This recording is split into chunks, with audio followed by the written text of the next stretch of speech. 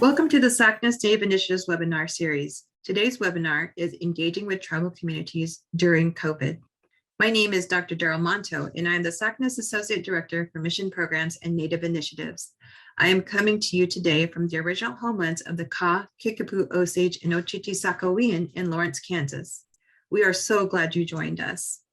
SACNAS is a fully inclusive organization dedicated to achieving true diversity in STEM.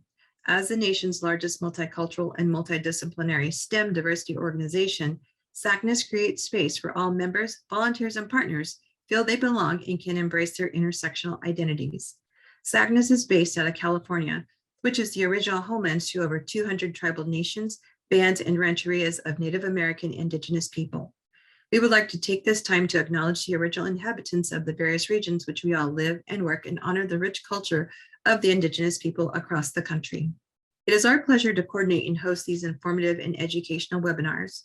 For today's presentation, our speaker, Dr. Otakiwi Conroy Ben, will be discussing how she has been able to engage with tribal communities during this unprecedented time. At the end of their presentation, we will follow with the Q&A session. Now I would like to introduce Dr. Otakiwi Conroy Ben. Dr. Conroy Ben is an assistant professor of environmental engineering in the School of Sustainable Engineering and the Built Environment at Arizona State University. She received a BS in chemistry from the University of Notre Dame and a PhD in environmental engineering from the University of Arizona.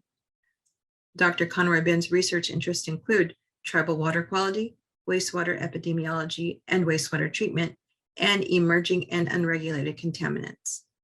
She is a former fancy shawl dancer and is originally from Porcupine, South Dakota, located on the Pine Ridge Reservation. She is married to Dr. Colin Ben, and they are the proud parents of 2 girls.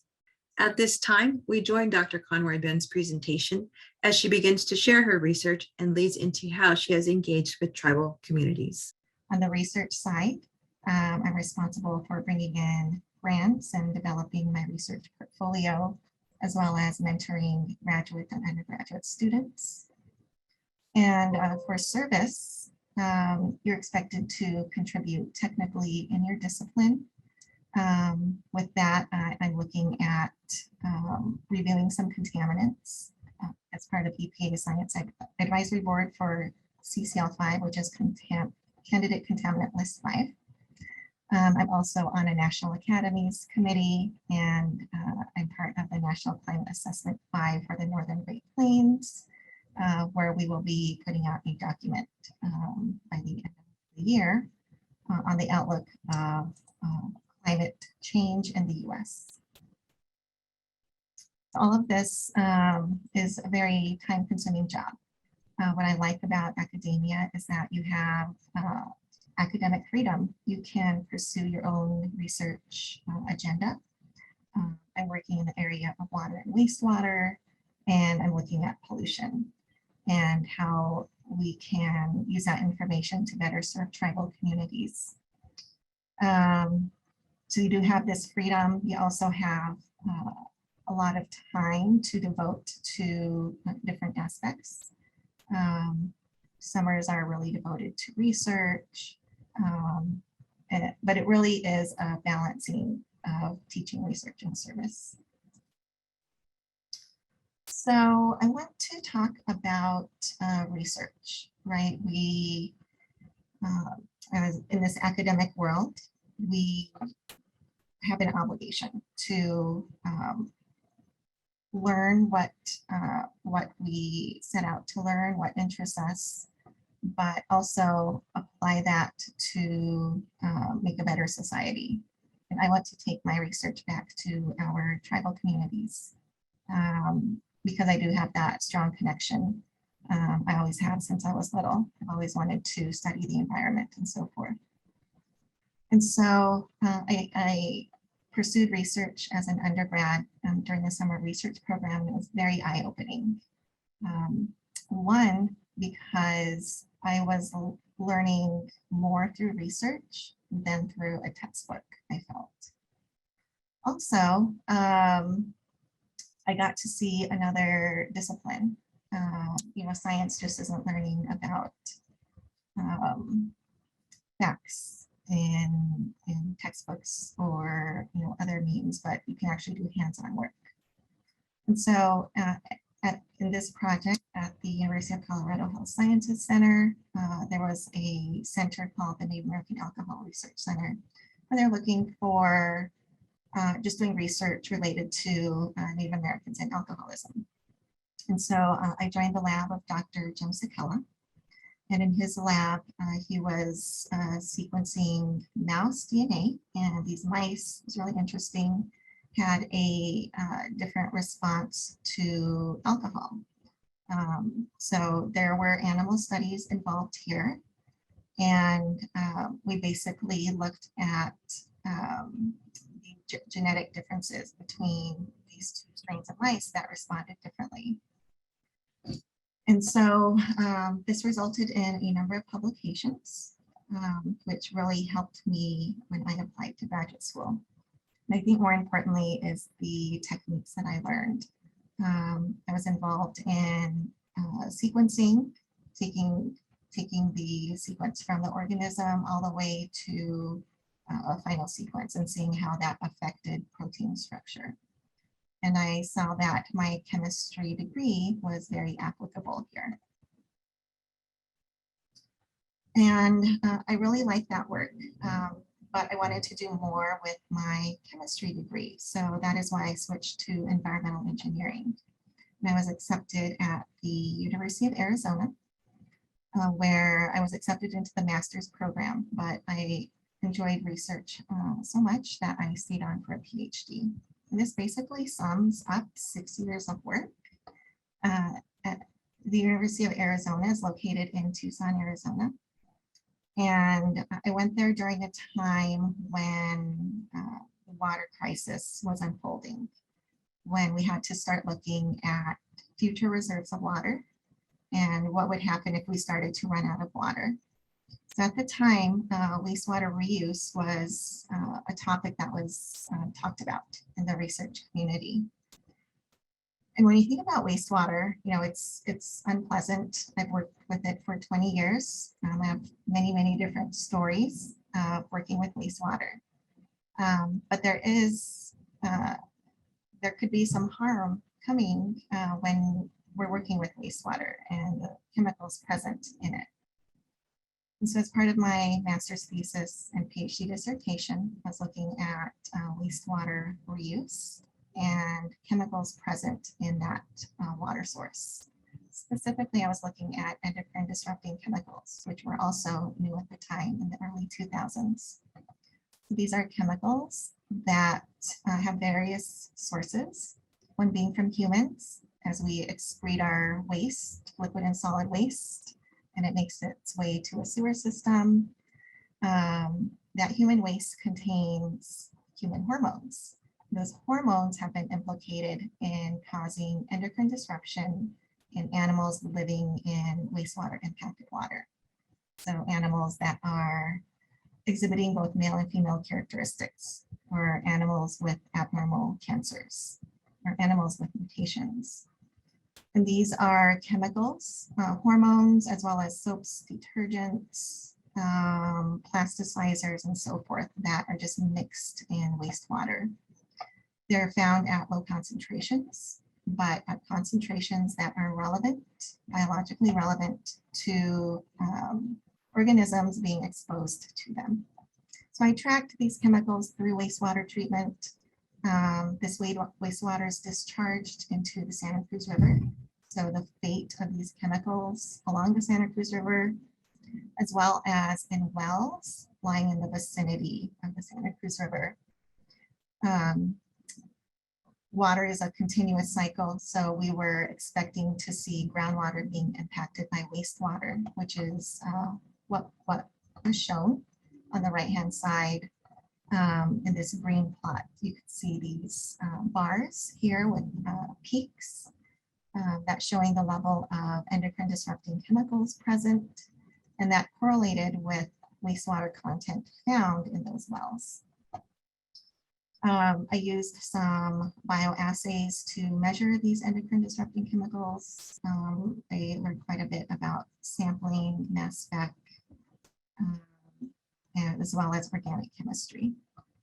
And so it's these classes of chemicals, endocrine disrupting chemicals, other chemicals such as drugs of abuse, pharmaceuticals, that are found more and more in public drinking water because our water and wastewater is tied together. Wastewater does infiltrate into the ground. It can be discharged into surface rivers, and public water systems pull from both surface water and groundwater. So this was really, the start of my career, looking at endocrine disruptors. During my postdoc research, I switched disciplines completely. I did a postdoc in biochemistry. That was because one of my grad school mentors said, take advantage of your postdoc years and learn something new. Basically saying, switch disciplines if you can, and learn new techniques, new research strategies. And that's what I did. So I joined the lab of Dr. Megan McAvoy and Chris Rensing at the University of Arizona. And at the time, they were studying metal resistance in bacteria. So this is a process by which bacteria can survive in elevated levels of surrounding metals. And so I was in biochemistry because I was looking at protein structure and function, which was very interesting, very intriguing. And this is basically what one of these resistance proteins looks like. It spans the inner and outer membrane of E. coli. And when the chemical becomes too toxic for the cell, the bacteria will make this protein and basically export it from the cytoplasm as well as from the periplasm. So in my role, I was looking at how this process occurred, because at the time, this was a new protein, and this metallochaperone cusp-F, which is free floating in the periplasm, was just discovered. So I was looking at the relationship between these two. I was also looking to see what else this metal-resistant protein exported from the cell. And so I was able to show that these proteins can be specific or they can be very broad when it comes to their substrates. So this does all relate to wastewater somehow. As a faculty member, I took that, my mentor's words to heart in looking at new disciplines. So I was able to combine both my graduate research and postdoc research into a new area. So I'm going the wrong way. Okay, yes. And I continued to look at this type of protein structure. This is called R&D efflux. When bacteria sees toxic chemicals, it will spit them out. Actually, this is the main, one of the main modes of mechanism when it comes to antibiotic resistance and multi-drug resistance, specifically for E. coli, Salmonella, Pseudomonas, and so forth. These proteins can be very non-specific. So as soon as they see something toxic, they will spit out the chemical from its cell. This is energy intensive. It requires either ATP or a proton gradient. So how did I merge these two different fields of bacteria resistance and endocrine disruption? I received 2 NSF awards to study this. So looking at how bacteria degrade wastewater pollutants or lack of degradation of wastewater pollutants.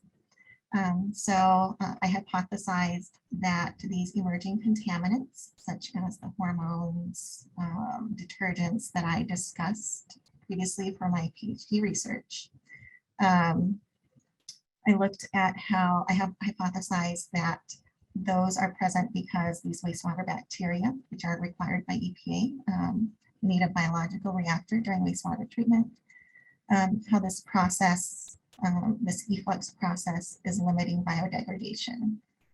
during wastewater treatment. And so I'm still working on this project. I'm looking at the role of these proteins in wastewater.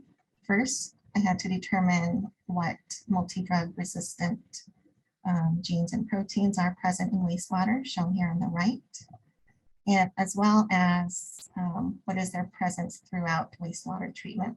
And so in this diagram, if you look at the influent of wastewater going to the final effluent, you can see that these antibiotic resistance genes are being removed.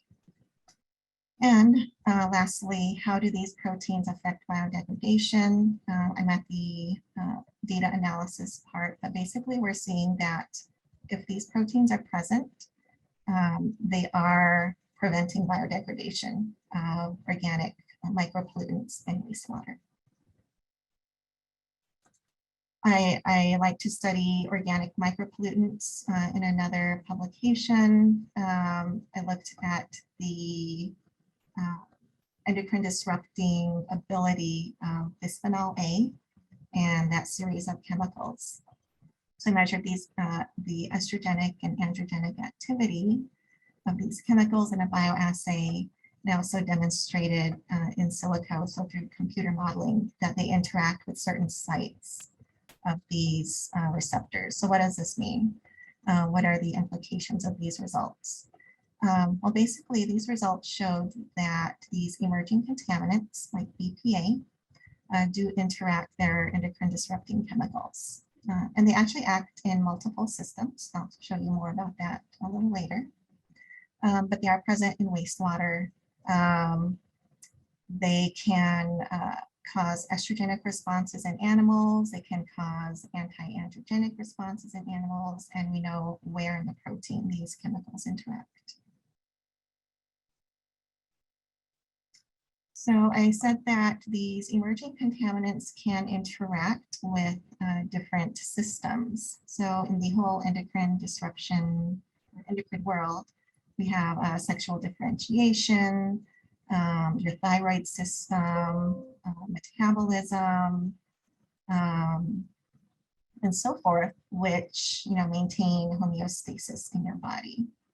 But if your body is exposed to different pollutants, we want to know where do they act. And so in a project, a few years later, we looked at all of the unregulated contaminants that EPA is monitoring or has monitored. And I put them through the same computer program, but looking at 10 different endocrine disrupting systems. More about these unregulated contaminants. EPA by law is required to monitor 30 new contaminants every 5 years in drinking water. These contaminants are not yet regulated, but they are suspected to cause adverse environmental or human health effects. And so they come up with a list and they go out to public water systems and quantify these chemicals.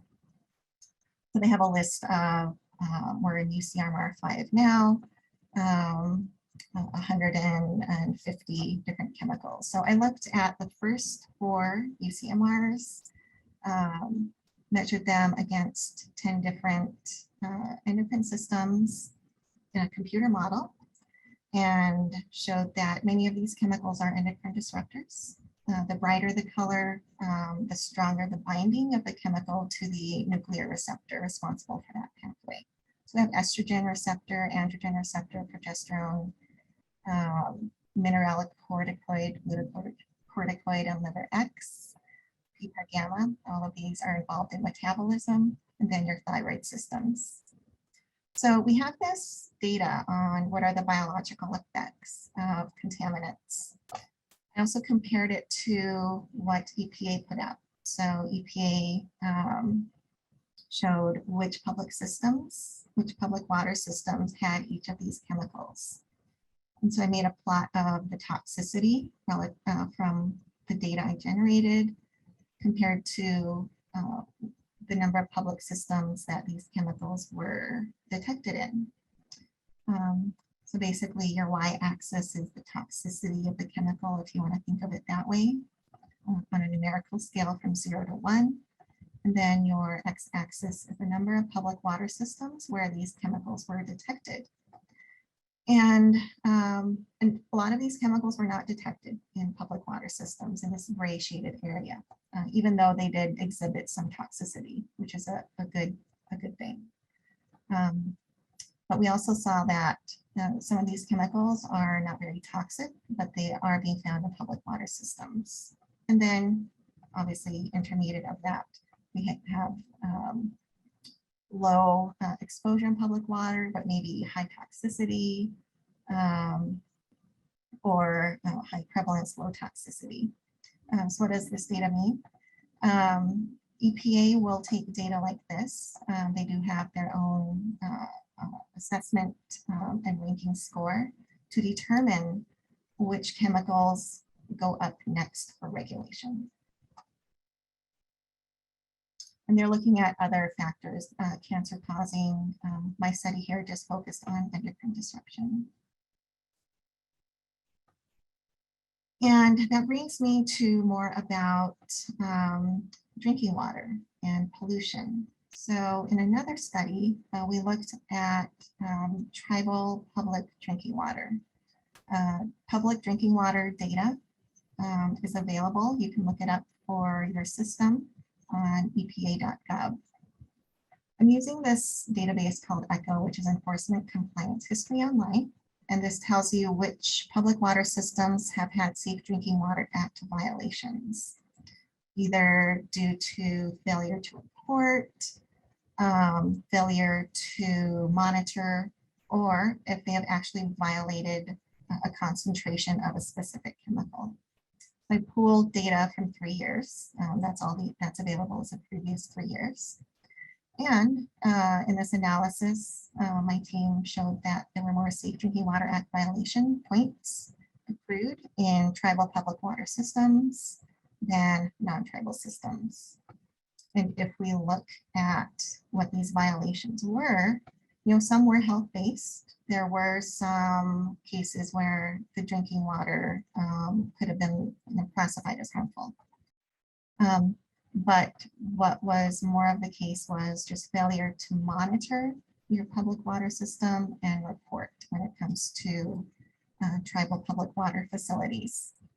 And you're probably aware that tribes are resource limited, and that is the case when it comes to utilities for drinking water, wastewater, and environmental compliance.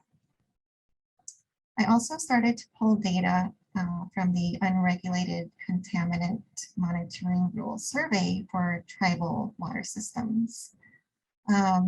Basically, under these different UCMR campaigns for UCMR 1 and 2, the samples that were analyzed on tribal lands, the concentrations fell below the method detection limit.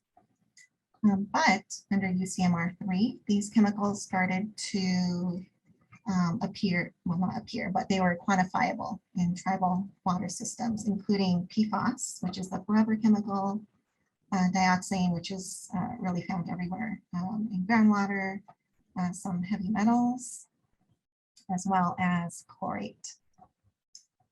We also looked at UCMR 4 and found quite a bit of haloacetic acids, which are disinfection byproducts. They're formed during the drinking water process, as well as manganese and germanium. So these chemicals were all detected in tribal public water systems. So what does that mean?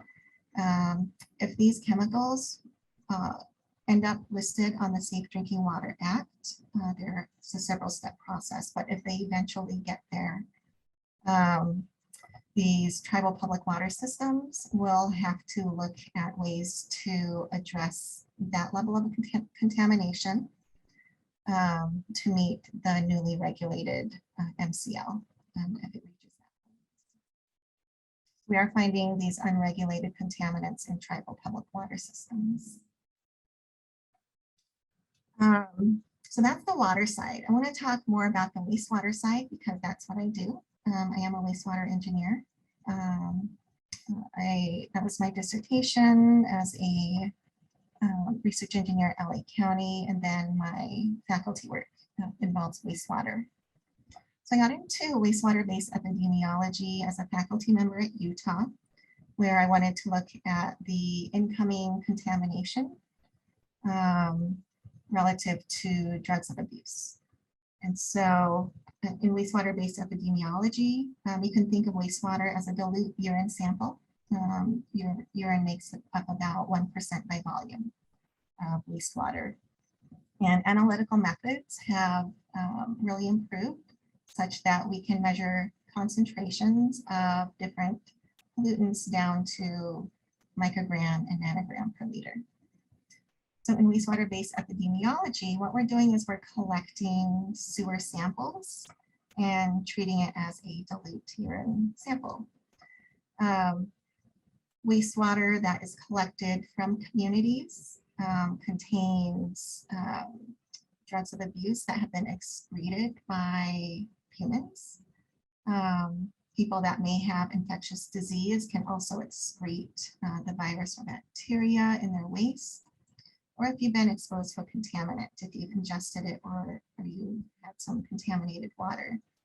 And it goes through your metabolic system, it goes through your urine and feces.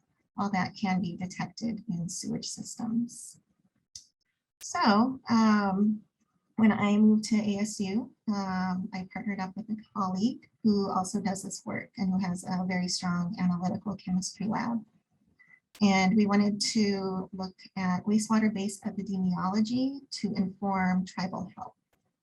And I was able to secure research approval through a tribe and initiate this work. And that's really where this whole field opened up for me in my research trajectory. As part of an NSF funded project, as soon as COVID hit, there were COVID research funds available. And I proposed to look at the wastewater infrastructure in tribal lands.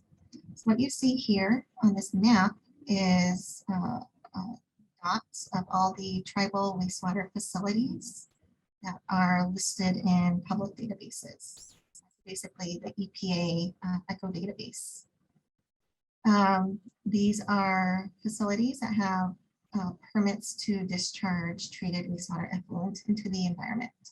But we now know that there are many other tribal wastewater facilities that are not permitted because they don't discharge, or either they discharge, or either they reuse their wastewater. So wastewater-based epidemiology can be used to look at community health. There are about 100 tribes out of the 574 that have centralized sewer treatment systems.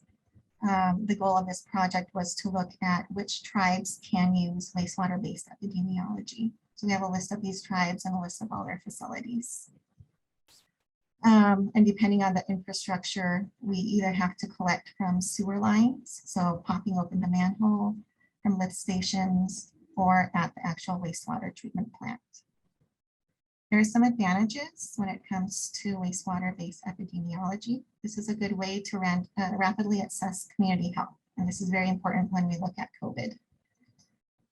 Also, the sampling is anonymized and non-invasive. You know, we're not requesting biospecimens from participants. We're not requesting hair samples or urine or blood. Basically, we can just collect this wastewater from the community and say, you know, this community may have an issue with a certain type of drug of abuse. There are some disadvantages to using wastewater-based epidemiology. We really need to know that infrastructure, such as sewer flow rates and how many people are contributing to the sewer line, because we do have to normalize these calculations when it comes to concentrations of drugs or viral particles. One big issue is actually working with wastewater. It contains human pathogens. We have to be very careful when sampling. I've gotten sick from wastewater exposure. Basically, if you're in the wastewater field, you will be getting sick, unfortunately. We have to take precautions, gloves, additional immunizations, masks, as well as goggles when we're out in the field. On the right is an example of how we implement wastewater-based epidemiology in the field. We have robotic auto-samplers that are lowered into manholes, and we screw them in. We pre-program it to collect a sample over 24 hours. So, we'll collect it, we'll program it to collect 100 milliliters every hour, for example. And that sample was pulled, and then we'll bring it back to the lab, and we will measure it for whichever analyte we are interested in and has been tribally approved. And so during this process, I've learned quite a bit about how to work effectively and appropriately with tribal communities. And I'm at an institution where we have a lot of checks and balances in place, but there are some challenges. We first request a tribal consultation and approval for whichever tribe we want to work with. Once we have that approval, we'll seek out funding from NSF, NIH, or a private foundation. And that proposal undergoes review at ASU. And if approved, if we have the funding, we then coordinate with multiple tribal entities. We may have to report back to tribal IRB. We have to coordinate with the tribal utility as well as tribal health departments. So all of that coordination is taking place. We are sampling, we're bringing samples back to the lab, and ultimately all of this data, all of this work belongs to the tribe because we collected samples within their tribal boundaries, and it is being collected from their tribal citizens. So for to date, we're working with 5 different tribes, specifically within each tribe, a number of different communities. Let's see, 16 different communities nationwide. We have submitted either IRB applications or applications are going through tribal resolution for 2 additional tribes. We've had a number of tribes that are interested in this type of work. And we've listed their research approval policies here, either tribal resolution, IRB. One tribe gave us exemption from IRB because this is they considered it an environmental sample. One tribe is interested, but they have no research policy. And we really cannot move forward with them without all of those legalities in place. Then another 3 tribes are interested, but we just don't know their research policy, or perhaps their tribal utility is not aware of their research policy. And there have been, outright rejections by tribes to do this type of work for various reasons. And I need to update this to 2. But there were 2 tribes that have no interest in this. And so my goal is to reach out to other tribes to recruit for these projects. One interesting project is the drug monitoring project, which was tribally approved. This data was collected in 2017, 5 years ago, and this just really reemphasizes that we have to build these relationships and that it takes time. This tribe did have an approved process for publication and dissemination, and they did allow publication. This paper is in press. We're working on the edits right now, as long as they were de-identified. And so a lot of these tribes, I'm just mentioning tribe because many of this data is confidential and it's only shared internally with the tribe. In this case, they did allow publication of the use of drugs of abuse within their community. So my coworker's analytical lab has the ability to measure drugs of abuse, looking at their parent compound as well as what gets metabolized in your body and excreted in waste. So the parentheses is the metabolite. We looked at over-the-counter, cultural, recreational, prescription drugs, as well as opioids and illicit substances. We also factored in tribal population as well as flow rates to get a per capita inflow into the sewer systems. What does that mean? These are the milligrams of drugs entering the sewer system per day. You'll see that the magnitudes vary from different locations. You compare like site 1 to site 5. That's basically saying we're measuring a lot more drug in site 1 compared to site 5. We're measuring drugs at different concentrations. Abbreviations on the right are more or less self-explanatory, such as oxycodone for OXY, cocaine is being found, methamphetamine, and so forth. So this was a very interesting study. Our next steps are to work with the Tribal Health Department to see where we can continue monitoring to address substance use on this particular reservation. And lastly, I want to show how we're using this in COVID. So we're all aware that our tribal communities have been greatly impacted. We've had, through much of the pandemic, most of the, the highest per capita cases as well as deaths. And luckily, COVID cases are coming down, and I hope that trend continues. One way we can measure COVID at the community level is to take wastewater and quantify coronavirus using qPCR. So this work is funded, it's ongoing by National Institutes of Health, and I'm working with various partners on this. So we are reaching out to additional tribes. We want to get 5 to 10 different tribes on this project, and we will measure coronavirus in the wastewater. Return the data in a timely manner to the tribe, look at the variants in the wastewater, and see where, basically use this data to look at trends. If we're upswing or downswing, do we expect to see Omicron coming in? That was a question that was recently proposed by different tribes. So this is going on nationwide by various entities. I'm sure you've heard of it.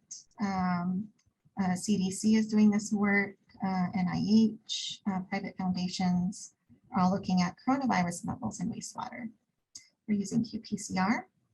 My colleague is also looking at quantifying protein in wastewater. So looking at the spike protein of coronavirus, quantifying it in addition to other structural proteins. For that, he's using protein mass spec. Also, my third co-PI on this grant, she is a microbial risk investigator. She assesses risk when it comes to exposure to bacteria and wastewater and viruses. She's also looking at optimal locations to sample from within a tribal sewer shed.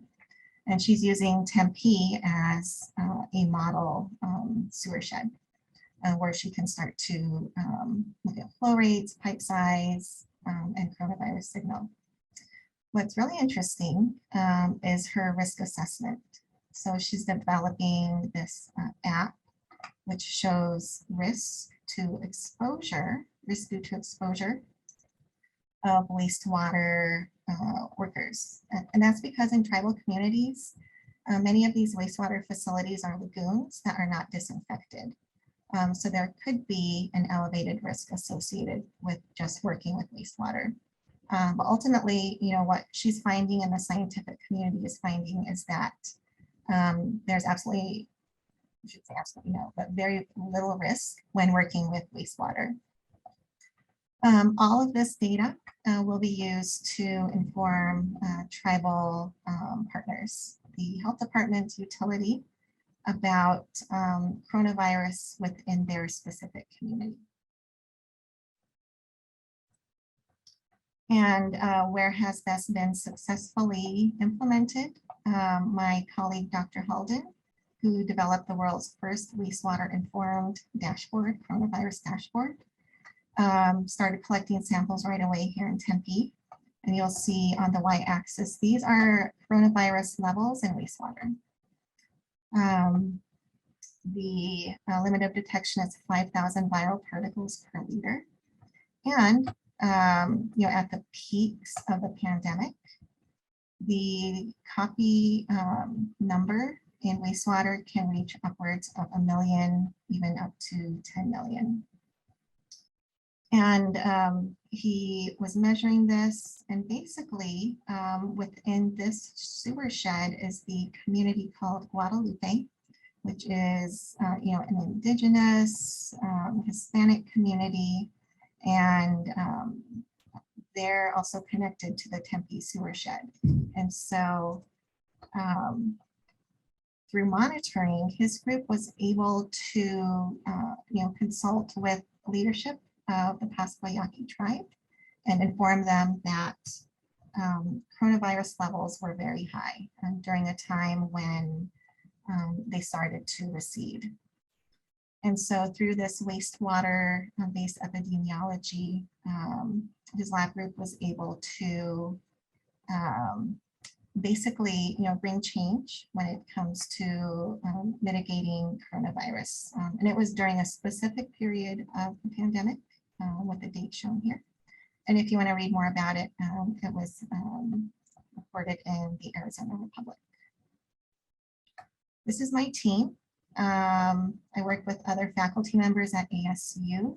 Dr. Halden is the one who is pioneering wastewater-based epidemiology. Dr. Hamilton is microbial risk investigator. Dr. Munich is our GIS specialist. I have a postdoc, Dr. Carrie Joseph, who is working directly with tribal communities. And Marcus Dale is with construction in Indian country, who assists with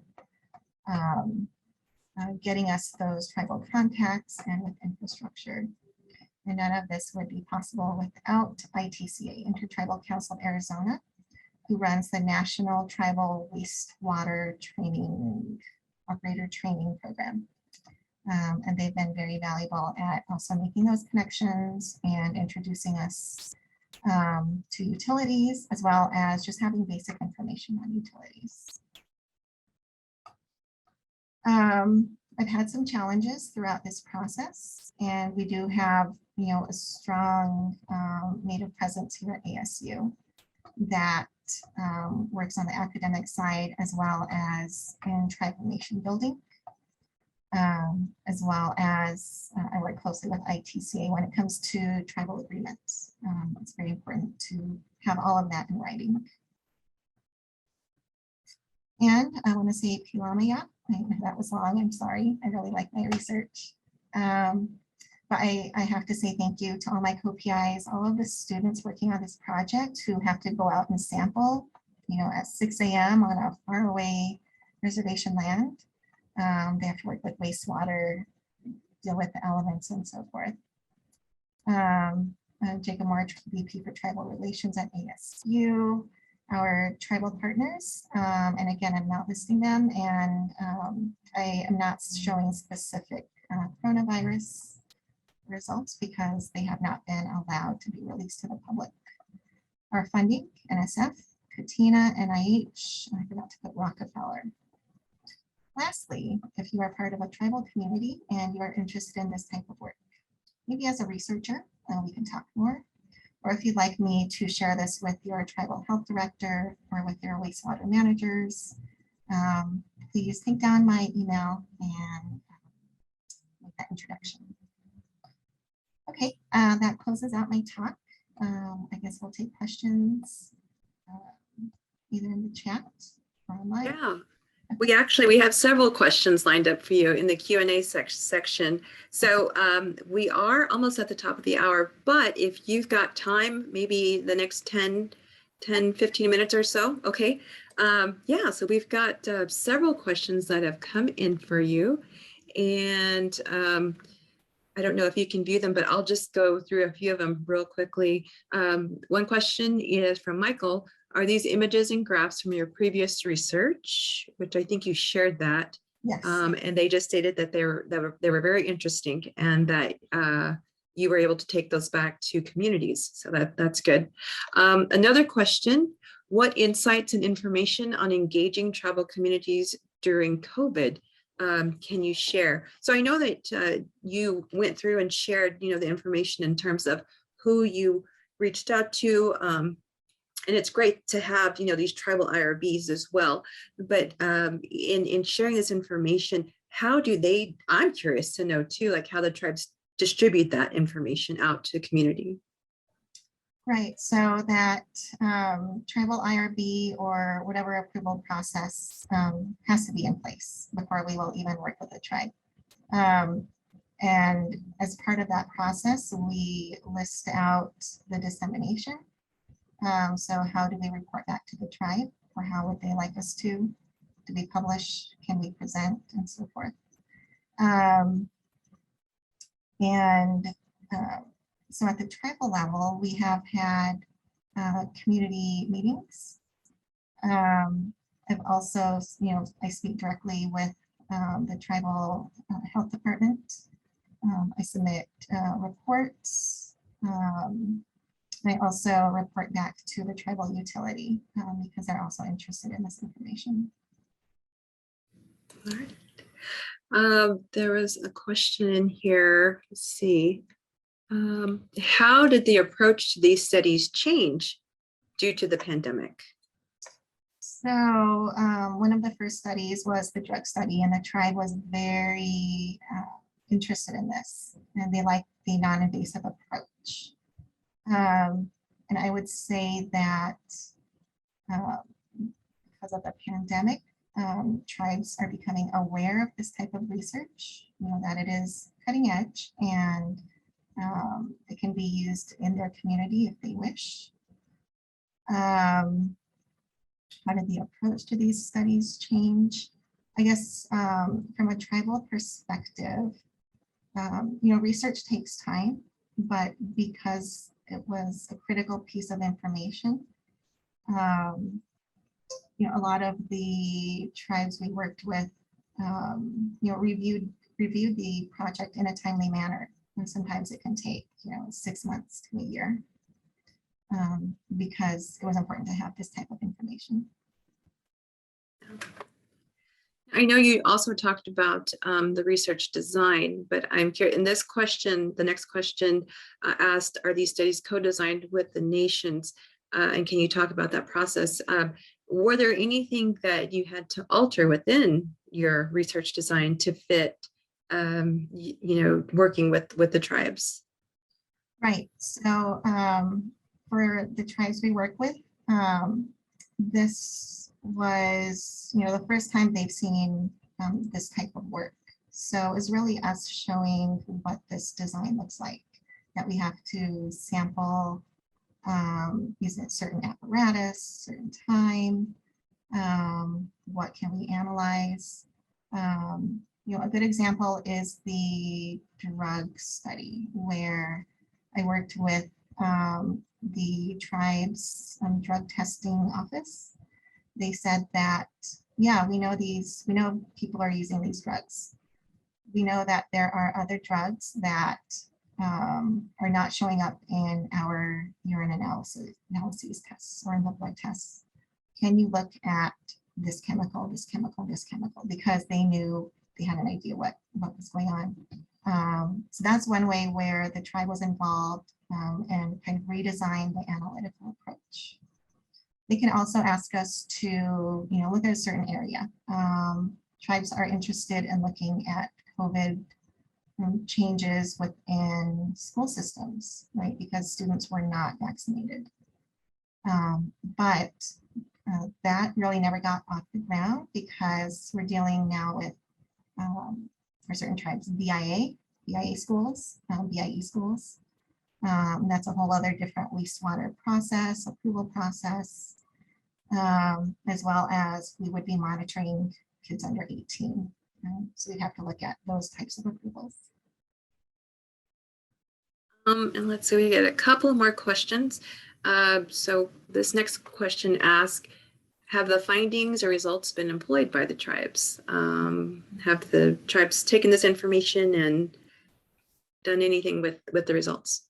Right. So basically, we get concentrations of coronavirus in wastewater. And what we can do is compare it to the previous sampling period and inform them that coronavirus levels are increasing. Coronavirus levels are decreasing. And for a while there, the signal in wastewater was ahead of what was being clinically reported. That's because people are excreting their waste, but it may not show up clinically in them. They may not get tested for a week or two. So it could be used, as a warning signal, which was the case with Guadalupe. So what we do is we just inform the tribe of fluxes in these concentrations. An interesting finding starting in January with the qPCR. The qPCR test looks for, the one that we use, looks for 4 different genes of coronavirus. But with Omicron, because there were so many mutations in the spike gene, that was not showing up on qPCR. So we were able to tell tribes when Omicron started appearing, and that's because we could not detect it for that specific gene in the wastewater. Wow, that's really interesting. All right, let's go ahead and end with one question. This last question: what has been the biggest challenge to relationship building due to COVID? Sure, I think this work has challenges in figuring out who to engage with, and navigating the tribal approval process. So basically just getting your foot in the door has been that biggest challenge. All right. All right. Well, I want to thank you again for taking time to share and to be here with us today. I hope that our audience enjoyed the presentation. I learned a lot from this, and we definitely will have this recording edited and uploaded to our SACNAS YouTube site for folks to view as well. Immediately following this webinar, you will be sent a survey. Again, we ask that you please take some time to fill it out. It's so important that we hear from you, and we appreciate your feedback. And again, this concludes our webinar with Dr. Conroy Ben. Again, thank you for taking time for joining us, and we will see you all next time.